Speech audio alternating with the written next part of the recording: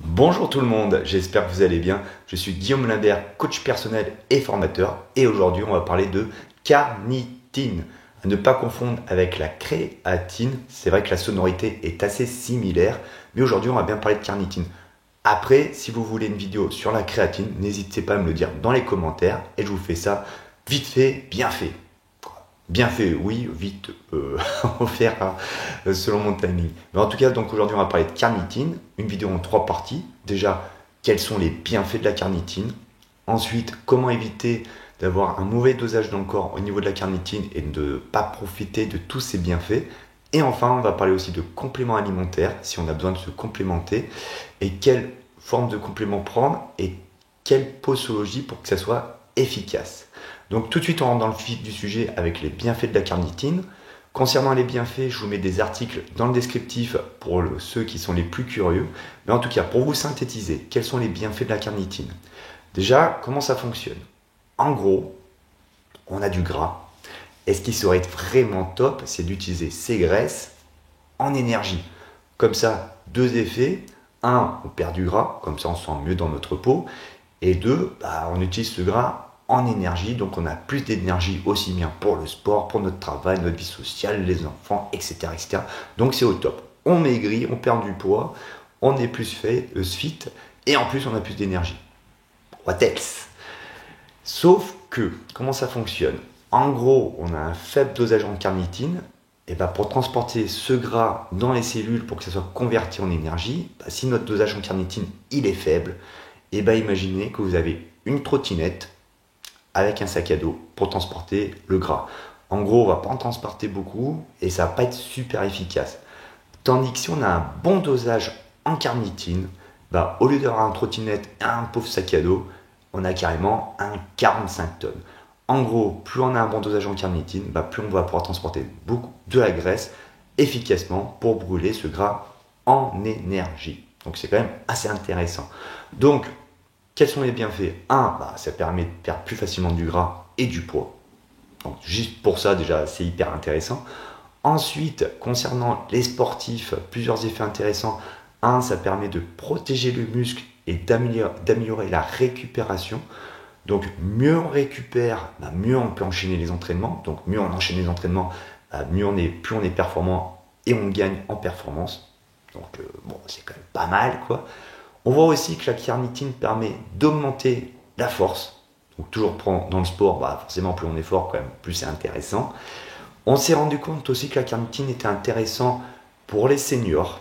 En effet, cette conversion de gras en énergie, plus on vieillit, plus cette conversion est difficile. Et justement, la carnitine a un effet un petit peu anti-âge, c'est-à-dire que ça permet de permettre que ce principe de conversion de gras en énergie reste efficace même avec le poids des années. Et aussi la carnitine sera intéressante pour le cerveau. Donc quand même, beaucoup d'intérêt d'avoir un bon dosage en carnitine. Perte de poids, perte de gras, plus d'énergie, plus de force, meilleure récupération, c'est meilleur pour le cerveau. Bref, qu'elle soit aussi bien pour les sportifs que les non-sportifs, c'est quand même bien de se sentir bien dans sa peau. Ça améliore l'estime de soi, la confiance en soi. Et en plus de ça, plus on a d'énergie aussi bien pour le sport que pour le travail, que pour la vie de famille, pour les enfants, pour le chat, le chien, etc. C'est quand même mieux. Autant avoir un maximum d'énergie, quelle que soit notre activité. D'ailleurs, si tout ce qui vous intéresse pour augmenter votre énergie, ça vous intéresse. C'est pas bien français, mais vous avez compris le concept. N'hésitez pas à vous abonner à cette chaîne parce qu'il y a déjà plus de 40 vidéos justement qui traitent de sujet et j'essaie de mettre une vidéo par semaine supplémentaire. Donc on peut en profiter, donc n'hésitez pas à vous abonner. Donc on disait, beaucoup de bienfaits par rapport à la carnitine. Ça c'est cool, mais comment on fait pour avoir un bon dosage en carnitine? Déjà, il y a l'alimentation. L'alimentation en effet apporte de la carnitine, donc autant avoir la meilleure alimentation possible, saine, équilibrée et qui apporte un maximum de carnitine. Sachant que les aliments qui apportent le plus de carnitine seraient avant tout les produits d'origine animale, donc viande, poisson, laitage, œufs. Il n'empêche, si on regarde, l'alimentation, ça suffit pas. Ça va permettre déjà d'apporter un bon dosage en carnitine, donc il ne faut pas bâcler son alimentation, mais a priori, c'est quand même pas suffisant. Alors, comment on fait pour avoir un bon dosage en carnitine, sachant que l'alimentation ne suffit pas? Ça serait bien de savoir. Eh bien, c'est notre corps qui va synthétiser la carnitine complémentaire pour avoir un bon dosage. C'est pour ça que d'ailleurs, il y a des gens, quand on fait des études avec la carnitine, il y a des gens qui ne réagissent pas à la carnitine. Parce que grâce à leur alimentation et par leur production interne, ils ont déjà un très bon dosage. Donc rajouter des compléments alimentaires de carnitine, ça ne fonctionne pas. Et pourtant, il y a aussi de nombreuses personnes qui réagissent positivement à des compléments alimentaires de carnitine. Alors comment ça se fait? C'est peut-être l'alimentation. Oui, on a dit que l'alimentation n'apporte pas suffisamment de carnitine, mais ça en apporte quand même. Donc autant éviter de bâcler son alimentation. Et deuxièmement, c'est peut-être la production interne qui n'est pas optimale. Pourquoi? Parce que pour synthétiser la carnitine, notre corps a besoin de plusieurs éléments. Méthionine, lysine, vitamine B6, vitamine B3, des enzymes et aussi vitamine C et fer.